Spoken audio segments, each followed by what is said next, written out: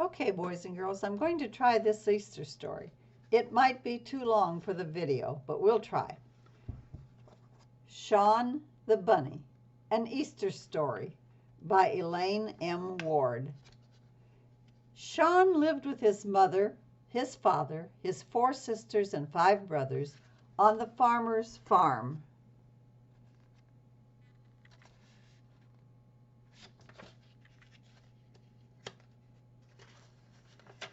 I wish I could hop, said Sean, watching his brothers and sisters hopping about the farm. You can try, they cried.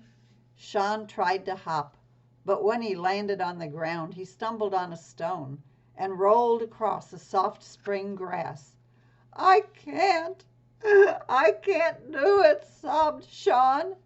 You'll make mistakes, we all do, but trust yourself and think for you, Sean's mother said.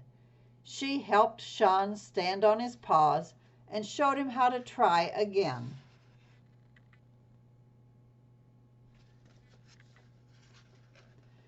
Hold your ears up straight, called one of Sean's sisters. Sean had one floppy ear. He tried to hide his floppy ear, but how does anyone hide anything as big and as important to a bunny as his ear?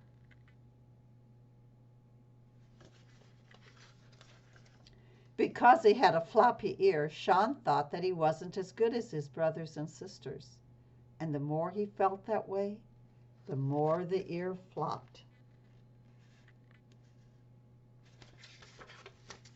One day while he was practicing his hopping, his father said, "That's good, Sean. I'm proud of you." The floppy ear stood up straight into the sky all day long.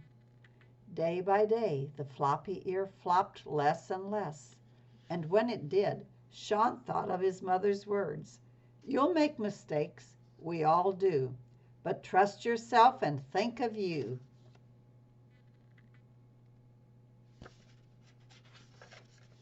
The farm was a good place to live.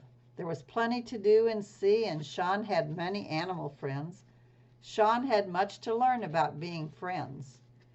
Most of the time, the horses and cows and chickens were friendly, but some days they were not, just like us. What good are you to this farm, simply hopping about all day? Asked the horse. I pull the plow and ride Charles on my back, but you are good for nothing at all. Sean did not reply, but he could feel the top of his ear beginning to flop. What good are you to this farm, nibbling grass and hay all day? Asked the cow. I give milk to the farmer, which he can sell and drink and use for cooking. But you are good for nothing. Sean did not reply, but he could feel his floppy ear drop even lower. What good are you to this farm, playing around all day? Asked the hen. I lay eggs for the farmer, eggs to sell and eat, but you are good for nothing at all. Sean did not reply, but the floppy ear fell over his eye, and Sean went home to cry.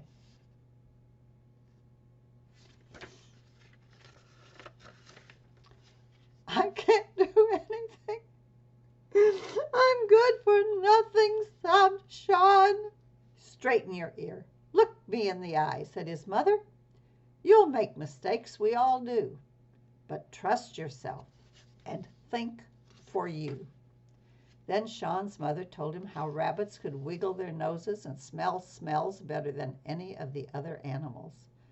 Best of all, though, she said, Charles loves you and you love Charles, and no one is good for nothing when they receive and give love.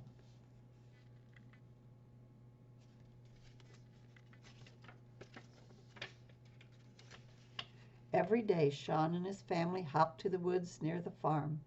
There they nibbled the green grass and drank from the fresh flowing stream.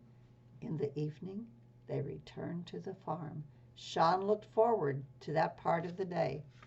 Charles would sit on the kitchen floor, put Sean on his lap, and feed him a carrot to help him grow.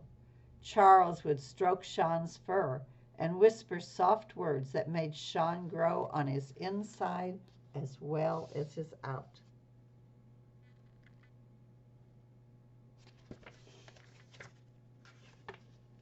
One evening, Charles went to fetch Sean, but couldn't find him. Sean's mother was excitedly twitching her nose. "Where is Sean?" she asked. "I will find Sean," Charles told the rabbit family. And here's Charles. He's going to go out to try to find his bunny. "It is cold and scary. You will be frightened," said Sean's sisters and brothers, thinking how frightened they would be. "I will tell my father, and I will find Sean," Charles replied. But where was Sean? Sean had been chasing a chipmunk. He was far away from his family when they called him to come. Now Sean was alone in the dark. It was cold. Sean was hungry. And Sean was lonely. But mostly Sean was afraid. "Oh me, oh my," Sean began to cry. "What can I do? What can I do?" Sean was afraid, for he was suddenly looking into two large balls of burning fire right into the face of a fox. Sean hopped faster and faster than he had ever hopped before. He ran and ran until he found a clump of grass in which to hide. Sean sobbed softly.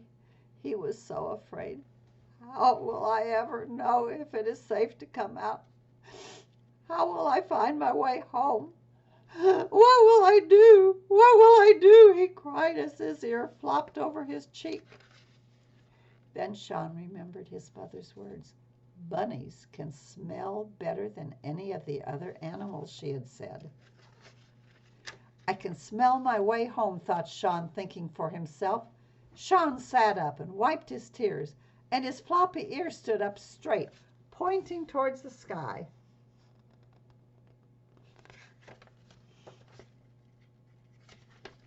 Sean jumped up and ran toward home, but in his hurry he fell into a big hole. "Now what will I do?" thought Sean. Suddenly he was aware that he was not alone. Was it a fox? A weasel? A wolf? Sean wiggled his nose to smell the scent. Sean! It was Charles! Charles carried Sean home. Sean was cold and hungry, but now he was not alone. He was safe, safe in the arms of the one who loved him.